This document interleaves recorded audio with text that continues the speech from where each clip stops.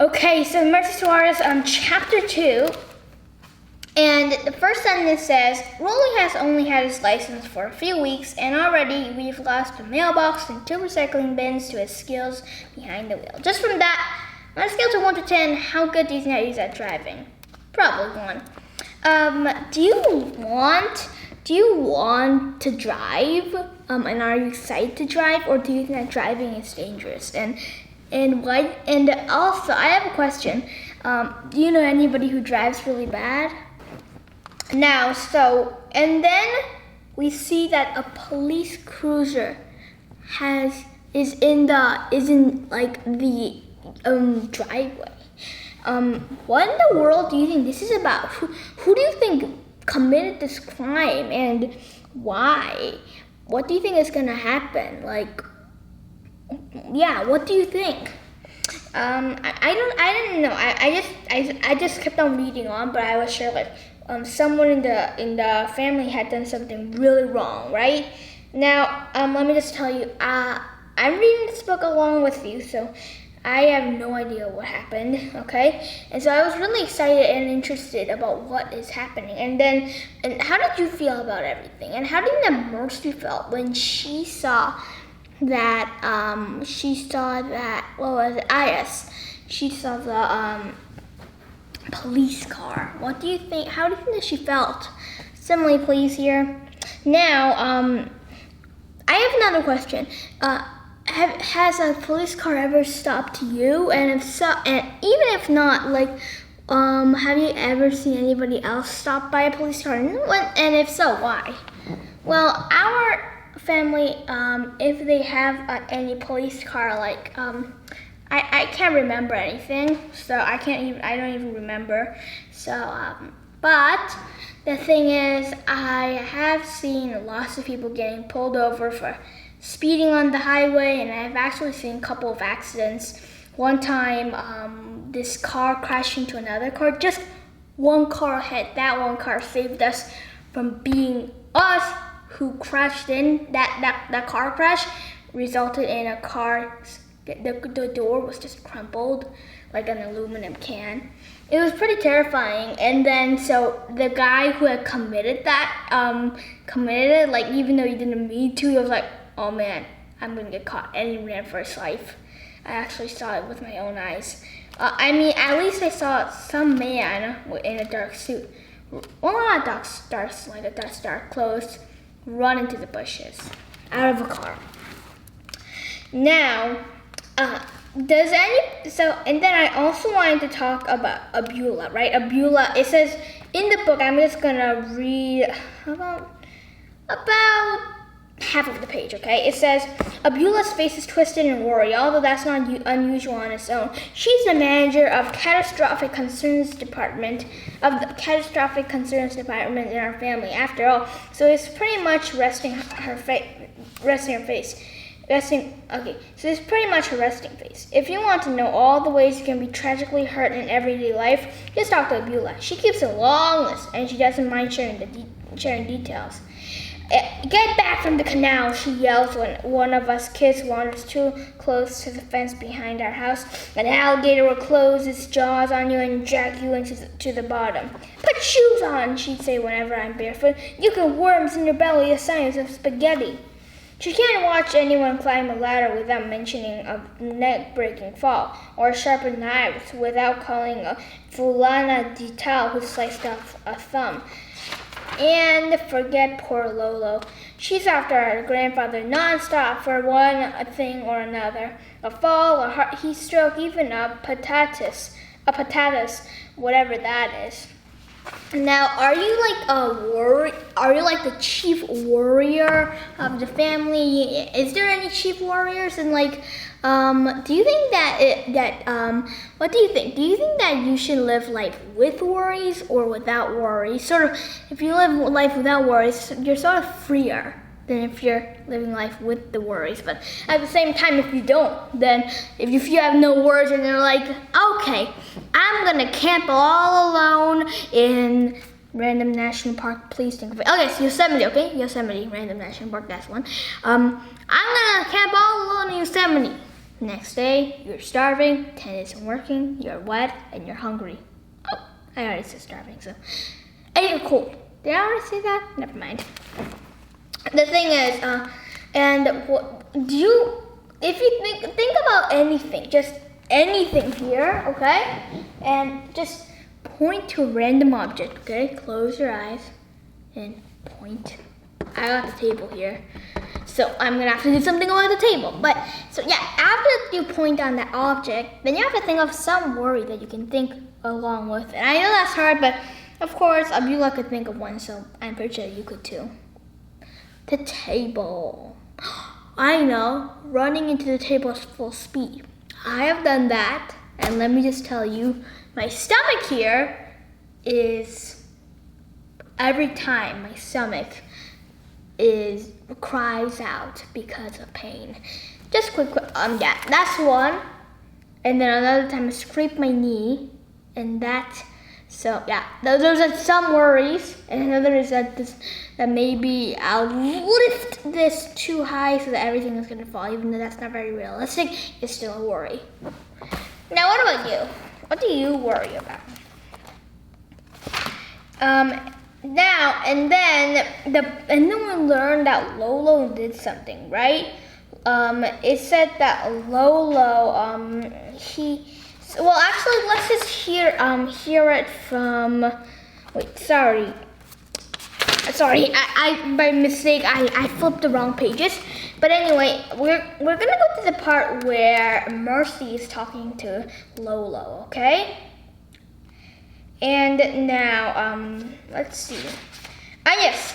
So what happened? So actually, this time Lola didn't say anything because he was sort of like sheepish, right? And but really, the twins say it, right? First, Excel says, Lolo tried to take the other twins home by accident. The ones in Miss Henderson's class. They didn't like it. They yelled loud like we're supposed to do. You're supposed to. No, go, yell, tell. Tomas shouts at the top of his voice. I recognize that chant right away. It's what our old teachers taught us to do if ever someone tried to snatch us. We had assemblies about it and everything. I also had assemblies like there were huge assemblies, the whole place, and we had to just be here and listen to the principal say, well, for safety, number one, you have to run, you have to fight or kick. Number two, please call an adult. And number three, you have to don't give anybody your address just in case. And just those three things, that took about 30 minutes to 40 minutes to 50 minutes to say. Imagine how boring it's going to be. Let me just tell you, it's not a very fun experience. But if you had a Merci, would you have liked being left out of something? Like somebody said, "Oh, Merci, go in and play with twins."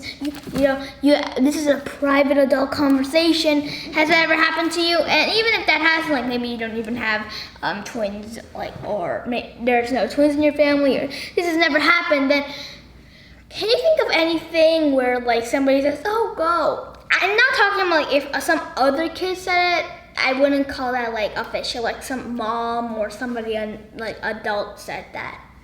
Well, I'm gonna have to think about that. Yeah, I'm gonna have to think about it. I'll tell you later. So, why do you think that Lolo is not very interested and not very hungry? Why isn't he sort of like out of spirit? do you think that Mercy, how do you think that she feels about everything? How would you feel? Similarly, please. And I'm gonna also do one this time. Well, I think that I would feel like, I'm gonna have to think about it. I would feel like somebody eating burnt toast, burnt eggs, and burnt bacon. You'd be pretty miserable and you'll be like, oh, right? And oh yeah, somebody eating burnt toast, burnt eggs, burnt bacon, while sitting to somebody who has perfect toast, perfect eggs, and perfect bacon.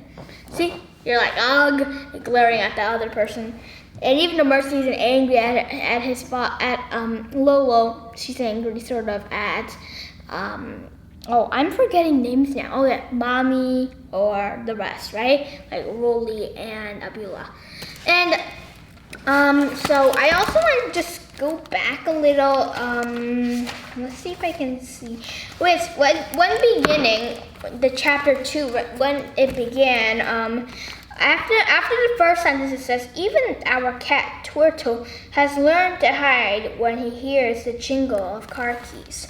So here, what I wanted to talk about here is Turtle. This is happening all over, and like he knows Turtle the cat. He's like, okay, just from his brain, he knows jingle of car keys equals destruction, horror, and devastation, right? That's just sort of imprinted into the mind, sort of, right? And have you also had like the same experience, something that's happened over and over, so like whenever you do hear something, you're like, alert, has that ever happened to you? I was just pretty interested, just a quick question. And then let's just go into the middle, about the middle of the chapter. Okay, let's see if we can see it. I'm trying to, oh yes, here. I'm just gonna read about 2/4 of the page about, okay? Page 19, just if you wanna know.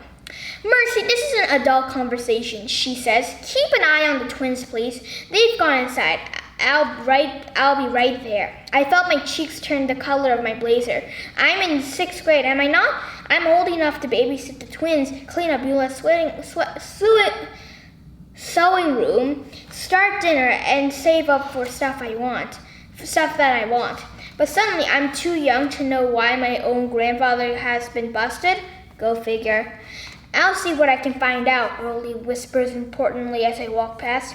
17 is not adult, I say, but he pretends he can't hear and doesn't respond. Now, if we go here, it also, so all through the book, like it's like Rolly, he sort of acts sort of important, right? Even though he's only 17 years old, and he's still one here before he's now an adult, right? So yes, Mercy is correct. 17 is not an adult. And what I want to talk about here is, have you ever seen anybody like sort of just because they're older or has something other than that you don't, do they act like they're more adults or like they have more power? This just reminds me of the, what was it? Not Supreme. The reason I just said Supreme was because I was just watching some Supreme Court thingies. But I guess I was about to say Supreme Chancellor, just a Chancellor in Star Wars, Emperor Palpatine, or Chancellor Palpatine, Emperor Palpatine, or now Darth Sidious, right? He's like, just because he has the Force, he's like, mwah, ha ha, I'll take over the world. And then that Force lightning is like, pfft. And if you watch any of the Star Wars movies or the TV shows, you'll know what happened. Pfft. Yeah, I know that you know what happens. Okay, chapter 3. Do you think that you would have liked to go into Seward Pines Academy? Like, it seems like it's like an amazing school, right? At least his mom, Mercy's mom thinks so, right? For example, let's see if we can go, I want to talk about mommy, about how she said that that the school was so important, right? And, here it is. Okay, now here, I just here, and it's like, mommy said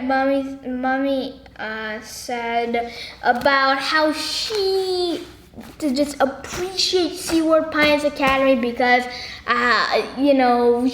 because this is like a life-changing experience. In your opinion, how is your school? And do you think that it would matter if like the school was different? Do you think that it would be like a life-changing experience? Or do you think that it's not going to be different at all? I'm pretty sure it's not going to be different at all. Yeah, I don't think it's going to be different at all. I'm not kidding. That's because, oh yeah.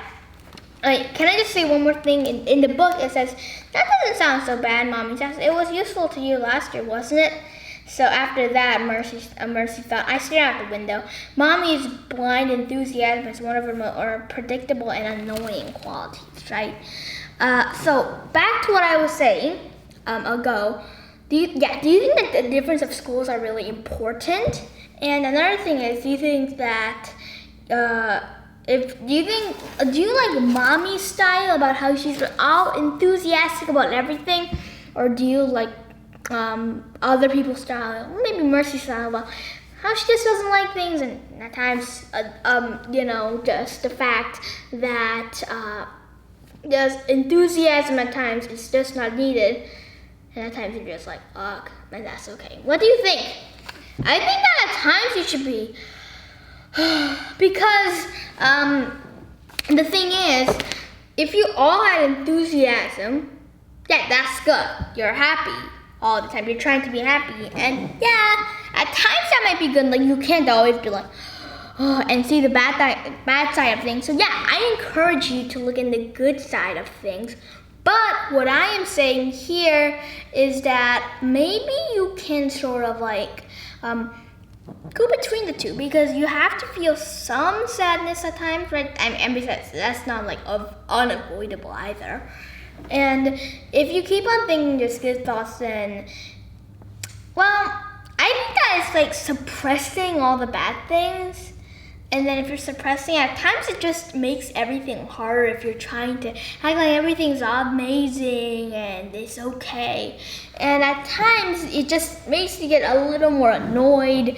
And I just think that we should just be natural. And even though, yeah, we should look on the good side.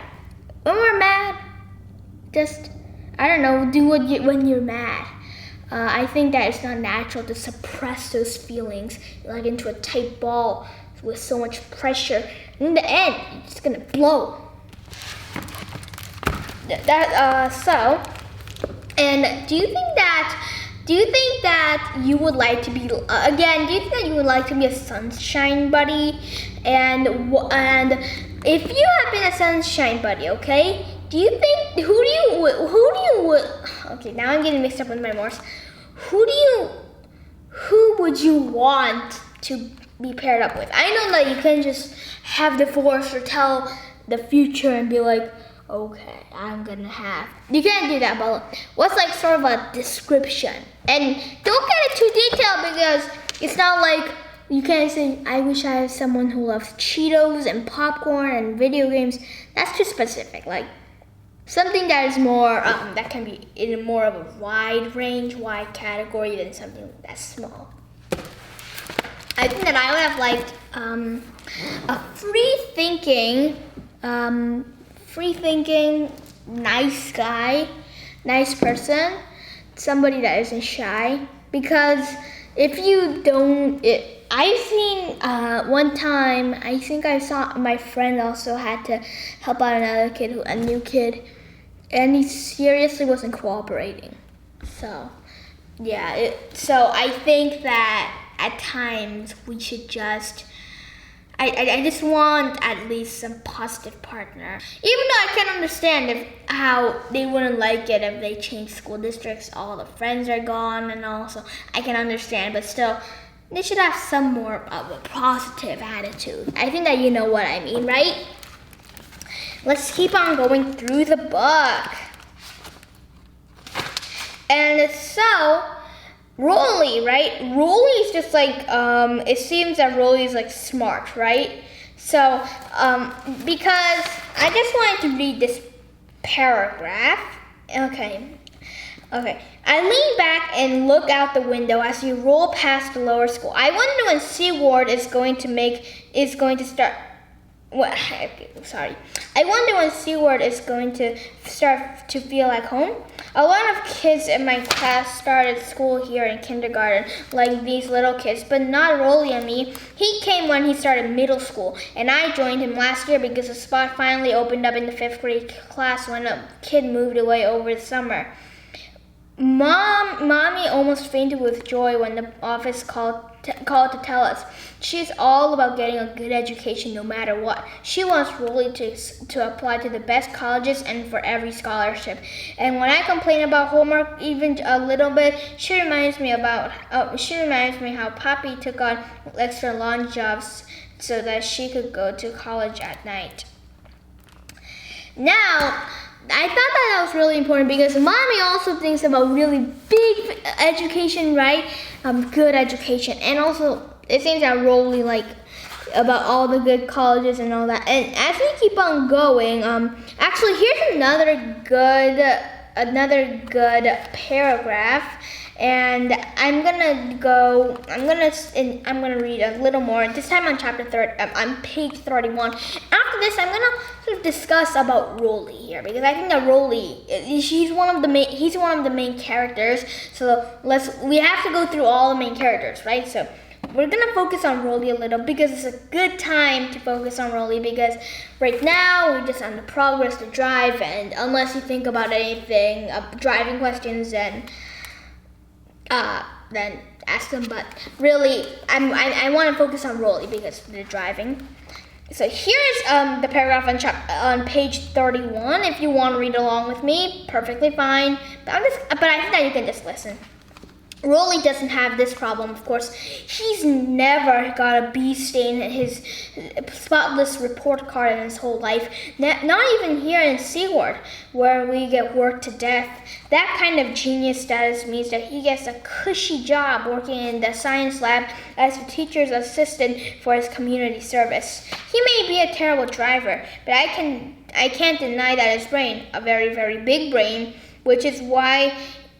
Okay, I can't deny that he's a very, very big brain, which is why he's been getting invitations to apply to colleges for years. In fact, he's probably smarter than anyone in Seaward's history. Just check out the glass display case outside the front door. The biggest trophy in there is for the science fair project he did in his freshman year. It was about how to make plastic from banana peels instead of petroleum. You can practically smell the future Nobel Prize on him, right? And so here, what I wanted to talk about was, it seems that Rolly's like a genius, right? He's like all getting A's, he has big trophies, colleges are asking him, like, is this Rolly? Yes, I want you to apply to my college. Yeah. All free. I'll just allow you to come. We wish that you would come. Goodbye. Like, this is happening over and over and over and over again, right? So, here, do you think that if you have Mercy, how would you have felt about how your big brother is up there on top and, like, everybody's like, oh, the teacher's like, Rolly, you know? How would you feel about that? And in your opinion, do you think that you would be annoyed because your brother was so smart and compared to him you looked weak and dumb? Or would you be like, awesome, my brother's smart, that means that I'll be smart too? Or maybe you just go, oh, my brother's popular because he's so smart, so I'll be popular too. Well, what would you think about this? Maybe you even have a brother that's smart. Who knows? Because I can't of course travel with hyperspace. I can't travel to you, right? So I can't do that, but who knows, maybe you do have a brother. Then it would actually be really cool to learn your opinion. And even if you don't have like a real brother, put in the comments below. I'm right now pointing on my couch, but it's really cool that when I point here, I mean the comments. It's just really cool for some reason. I like it. I like the freedom of YouTube. Anyway, why are we talking about the freedom of YouTube? Yeah, I just got off topic. Back to the book. Now, quick question. Do you think that you could figure out how to make plastic out of banana peels and not petroleum? No idea. Okay. Now we finally get to Miss McDaniel's, right? And so Mercy gets there just in time. And now Edna comes here, right? And so it said about Edna, and she kept on saying, "No offense, Mercy, no offense, no offense, no offense." And here's one paragraph I thought was pretty important, and it says, "I squeeze my eyes shut, trying not to let my eyes stray. It's only Edna being Edna. I should be used to it by now. No offense, Mercy, but you're saying off key. No offense, Mercy, but I want to study my spelling words with somebody else. It took me a while to figure out last year, but I finally got wise. No offense is what Edna says right before she takes a hatchet to your feelings." I was also thinking the same thing, so I thought that, yeah, and well, if you had been Mercy, would you have just ignored it, or would you have said something? Now, so and it also Mercy's really jealous about Edna's bike. She describes it as this. And okay, well, let me just read this whole paragraph on page 34 of it. Edna straddles her flashy bike, obviously waiting to park in the spot that I'm blocking. I can't help gawking at her ride in admiration. She's on a hot pink Electra with brightly colored stencils on the fenders that remind me of one of the modern art paintings we saw on our class trip to the Norton Museum last year. Edna's bike has handbrakes, a silver headlight, and white wall tires, like those old-fashioned Cadillacs Lolo loves so much. I hate how much I love it. My bike at home is a heap. It's Rolly's old 10-speed, which is, unfortunately, just my size now and in working order, thanks, or not, to Lolo, who can fix anything, even an old washing machine from 1996. The handlebars are speckled with rust, for a gosside, purred Rollo, and stuffing flies from the seat when I pedal hard. The twins say that it looks like I'm farting cotton. Well, yeah, actually, my bicycle, out there, you can't see it, but it's out there, look, even though I try to keep it from the rain, it's got rust all over, so I can understand, but mine is in a heap, like, it's pretty nice.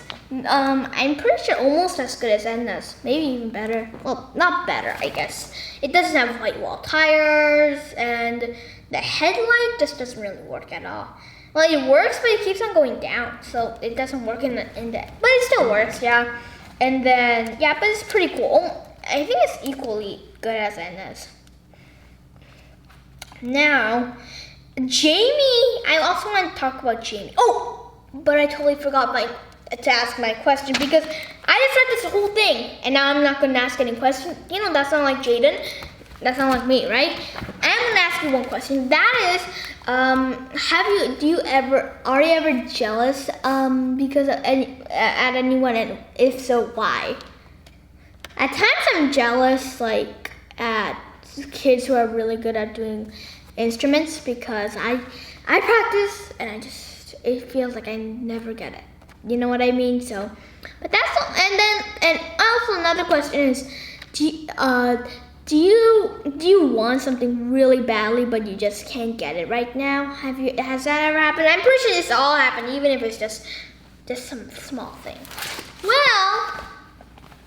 Well, here's one thing I'm right now. I'm not hungry right now, but I was wishing that I'm gonna get something like what's a yummy dinner thingy? I'm not hungry, but I would like something yummy for dinner. I think that you know what I mean, right? Because my stomach isn't gurgling, but it's saying, okay, Jaden, I think that in maybe 2 hours I'm gonna need some refuel. But yeah, but right now, that's what's happening right now. Okay, and Jamie, right? Jamie is like Edna's follower, and here is a paragraph I also wanted to read. There's a lot of paragraphs I want to read. Just quick note. Edna swings her leg over her seat and slips her bike past me to get into an empty slot. Jamie is with her too, and surprised, she has almost the exact same bike, only hers is pale yellow and Sanso's are paisley. It's Edna's mojo again. I suppose that dark magic that can turn perfectly ordinary people into mirrors. Jamie always gets bewitched. If Edna wears her hair If Edna wears her hair in a high bun, Jamie wears one too. If Edna gets mad, Jamie tosses in an ugly look as backup. If Edna is going somewhere, Jamie is always invited, even if no one else is. Last year, when Edna got the flu and got absent for a week, I thought there was some hope to break the spell. Jamie sat down to me and Hannah at lunch, played kickball at my team at recess. I thought we were becoming friends, but when Edna came back a few days later, pale and chapped at the nose, it was the same old. It was the same old. Please move over. Move over, please, Mercy, Jamie said. Edna wants to sit there. So, it seems that Jamie is one of the followers, right? Like, the reason I'm doing this is because I've heard of it back in the, really long ago. Like, they did this as, a sign that they respect. Oh, dang it. I totally messed up. It was this. No. Now, do you ever admire anybody, but do you, follow them? Are you one of, or even if you, admire, I don't know, maybe this really awesome pianist that you saw on YouTube, that he was his hands flying across the keyboard, and you're like, oh my god, right? So and I admire the current president. I admire the author of many books, right? But do you ever follow them? If you see a picture of them and they're having blue jeans and green t-shirt, are you like, oh, blue jeans and green t-shirt? And do you run out to the nearest J. Crew, TJ Maxx, or Ralph Lauren, etc. And are you to the cashier, where is the first blue jeans and green t-shirt that you can find? I want it quickly. So do you ever follow anybody like that? Do you ever follow anybody even if the clothes are really expensive? Or do you just admire them but don't actually follow them? I admire lots of people, yeah, but I don't follow them like this. Even though I at times if they say maybe I want to become a good writer, okay? Maybe I see this interview on TV and the writer speaking and says, if you want to be a good writer, blah blah blah, okay? Then I'll listen. That's advice. Anybody can listen to that, right? Even if they're not big fans of the person who's speaking. Even though I'm pretty sure that people who aren't very who don't really like that person wouldn't actually listen. But that's off topic. Really, what I'm saying here is that I can listen to some advice, but I'm not a follower to anybody. What about you?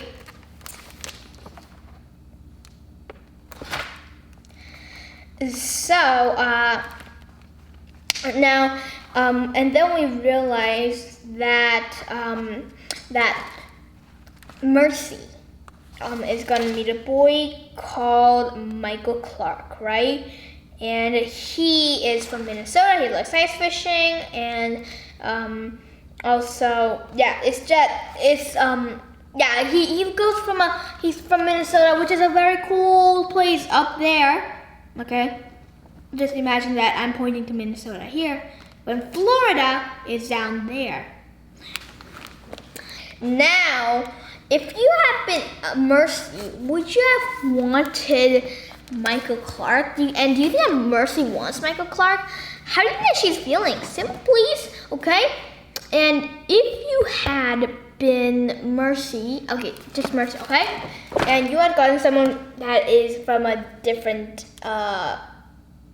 is boy and you're a girl, or maybe you're a girl and you got a boy.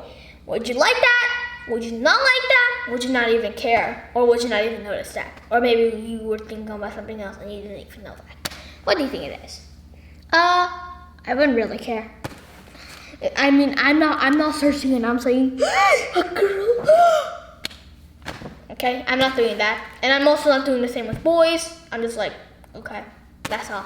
But Mercy takes it differently, right? So, let's see.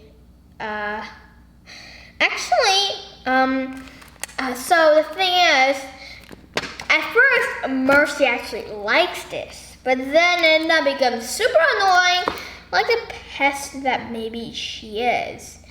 And she's like,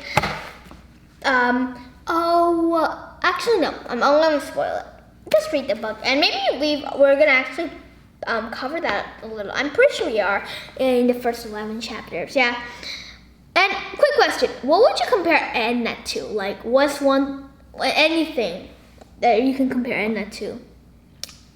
The tick, or the flea, or I would call it the eraser that makes black smudges when you try to erase and never re-erases in the end. Yeah, I hate those.